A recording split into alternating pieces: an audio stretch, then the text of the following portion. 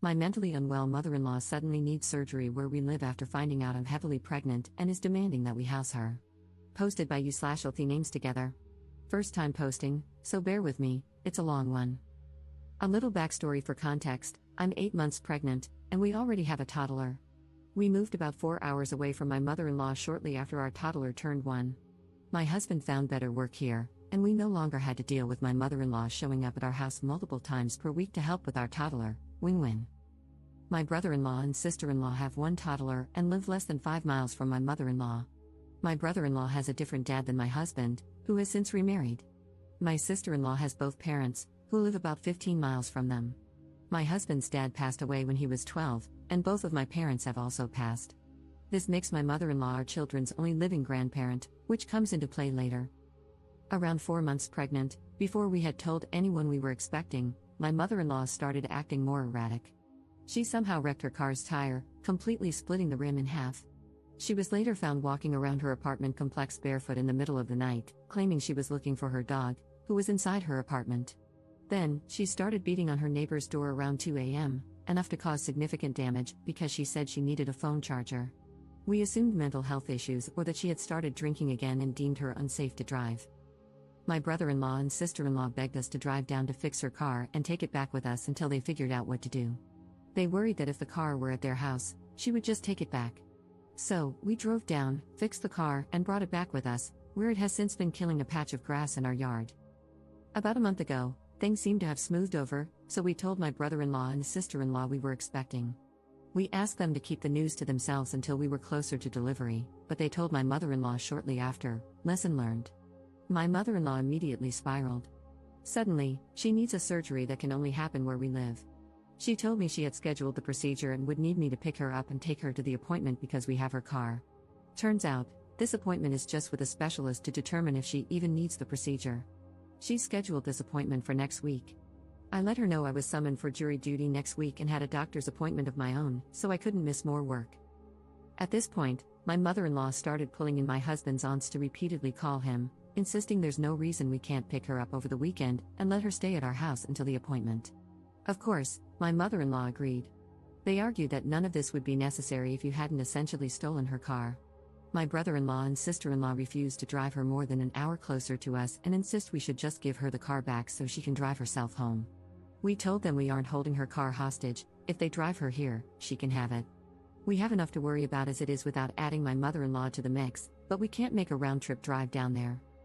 Last night, my husband called her and asked if she could at least reschedule for September, when we'd have more time to figure out the logistics. She refused. Why? Because if she doesn't get seen until September, she won't be able to have the surgery until after I've had the baby.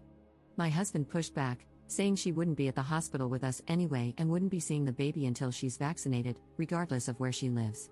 She started screaming that he's never done anything for her, that our children deserve to have grandparents, and that if we won't take care of her when she needs medical attention and are going to keep her away from her grandchildren for no reason, we'll regret it, etc.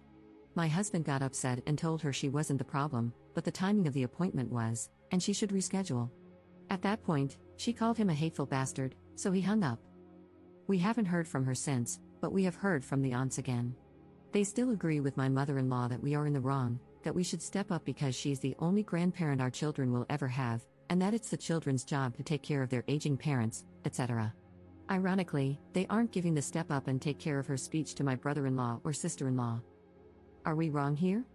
I feel like once we agree to let her stay even a day or two, she'll come up with more reasons why she can't leave. Then what? Relevant comments. Commenter. She's nuts, and you're pregnant. There's no way she should spend even an hour in your home. The rest of dear husband's family just doesn't want to get stuck with her craziness. Listening to them is like getting legal advice from someone you're suing. It only serves their interests, not yours. Op's response. This is what I told one of his aunts when she asked, "What's the problem with her staying at your house?" I replied, "What's the problem with her staying at yours?" Commenter 2. And the reply from the aunt was what? Also, she called her son a bastard? Does she know what she called herself there? Op's response. She said it's not her place because it should be us stepping up to take care of her, adding some of the "this is the only mom you're gonna get" guilt herself. And yes, it was his mom who called him a hateful bastard, but she definitely didn't see it as an insult to herself. My husband said she had never tried to use his dad's death against him and couldn't understand why she would go that far over being asked to reschedule a doctor's appointment. Commenter 3. You can probably hire a bonded driver to drive it back to her, it might be cheaper. A dark thought does cross my mind, though. Have the car checked by a mechanic before you return it to her. Heaven forbid she gets into an accident, and then blames you for sabotaging her car while it was in your possession. Personally, I would have a relative drive it over and drop it off with a brother-in-law and sister-in-law since it was their idea to have you take it in the first place. Give it back to them and let them deal with it, you have enough to do. Ops response. Oh, that's a very good point and something I could definitely see her doing. We will definitely have a mechanic look it over and provide us with something on paper stating the car's condition. If we don't take it to the aunt's house, we'll definitely be dumping it at my brother-in-law's house. Update 3 weeks later. So, my mother-in-law's appointment was 2 weeks ago. She stayed with Flying Monkey Aunt, and my husband and I took her car to the aunt's house. I stayed in the car with our toddler while my husband walked right past his mom, who was waiting for him in the driveway, and went straight to his aunt on the porch. He handed her my mother-in-law's keys and said, "We still don't feel that she is safe to drive, but if you do, you can be the one to give her the keys back." We had taken the car to a mechanic, who performed a multi-point inspection and provided us with a report stating that the car was in excellent condition. The only thing it would need was an oil change in 1,500 miles. Her appointment was the day after we returned the car, and it was with a stomach doctor to have a feeding tube placed. Head Flying Monkey Aunt called my husband after the appointment to inform him that the doctor wouldn't proceed with the procedure but said he would reevaluate in 2 months if her symptoms changed. I doubt that's what he actually said, he likely just told her no, but okay. My husband sent my brother-in-law a picture of the mechanic's report, told him we were done providing any future assistance, and wiped our hands of the whole situation. Fast forward to this week, my husband has been out of town all week because he was able to relocate with his job. They're covering all our moving expenses, the first 2 months' rent, the whole 9 yards. No one knows yet, as I've left it up to my husband to tell them when he wants. He says he doesn't want to tell them until we're already moved and settled and that he doesn't want them to know our exact location, just tell them the state we're in. We're beyond excited.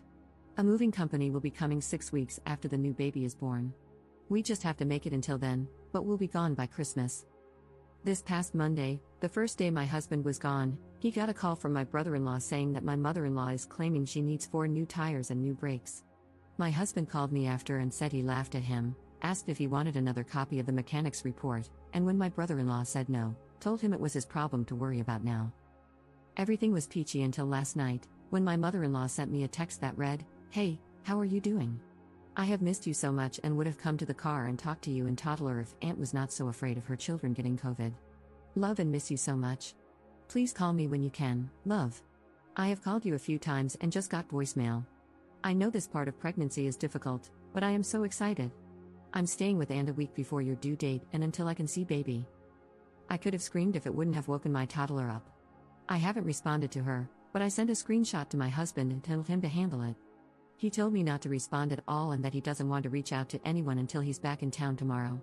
He says responding now is exactly what she wants, and we're not going to give her a chance to twist our response into us agreeing that she can see the baby. I see his point. It's not like she knows where our house is, but she does know which city we live in. I guess she could just drive around aimlessly looking for our car? What I'm really looking for is advice on how to phrase our response to make it perfectly clear that she is not welcome at our house, both for her and for his family, because they'll inevitably get pulled into this next. Relevant comments. Commenter. Is it just me, or is the mother-in-law's appointment in 2 months close to your due date? That seems convenient, doesn't it? Ops response. It's also convenient. Everything is on her timeline, exactly what/how she wants it to be. Most of what she says is so contradictory that it drives me mad. When I finally heard that this appointment was for a feeding tube, I couldn't believe it. Who wants to sign up to have a feeding tube placed when they can eat normally? Second update 3 months later. We've done it. The baby was born at the end of October. My mother-in-law found out in early November and called my husband, saying how sorry she was that she missed it because she was in church. He literally laughed at her, told her he had to go, and hung up. My dear husband was planning to just ignore texts and calls from his family so that he could still be contacted in the event of a true emergency, but that plan was short-lived. The head Flying Monkey called to say that my mother-in-law would be coming to our house to see the baby for a few days the following week and would leave after her doctor's appointment. She had made another appointment for a feeding tube after the first doctor refused to do it. My husband remained so calm. He just said, "We've moved out of state, and when she started asking for our new address to send gifts for the baby, he simply said that we didn't need or want anything from them, had to go change a diaper, and hung up. We moved that following weekend. So far, we've enjoyed a peaceful Thanksgiving, a wonderful anniversary, and are ready for a Merry Christmas, just the four of us. My husband blocked his family with the exception of his brother. I didn't want to push him to block anyone, so it's nice that he's come to this conclusion on his own, and our future looks so calm. Relevant comments. Commenter. Congratulations, I love reading the threads where the ops and their spouses actually do something about the problem. You and your dear husband are awesome. Ops response. 6 months ago, I was talking to / texting my mother-in-law every day. She would start calling around 5 or 6 a.m., and it was so hard to break away from that. 3 months ago, we felt so enmeshed, borderline codependent on her. Even though the daily calls and texts had slowed, it was hard to think clearly.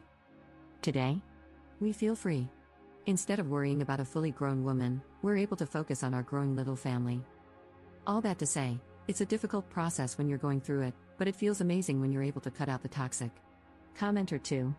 My mother used to call me very early in the morning, for example, 5 a.m., when she was old and needed some trivial assistance, such as changing a light bulb. She called on the landline, everyone else used the mobile. So, I unplugged the landline every night. I was certain she would be able to get herself to the hospital if it was an emergency. Her phone had a big button with a red cross on it, and that button dialed emergency services. Ops response. Similar for us. She would call and say something like, "Happy Tuesday. I'm sure you've got to go to work, so you're probably about to get ready," which led to at least 30 minutes of her talking about what she was going to do that day, asking what we were going to do that day, how our night was, etc. It was such a draining way to start my day, especially because I didn't actually have to be up until around 7 to get to work.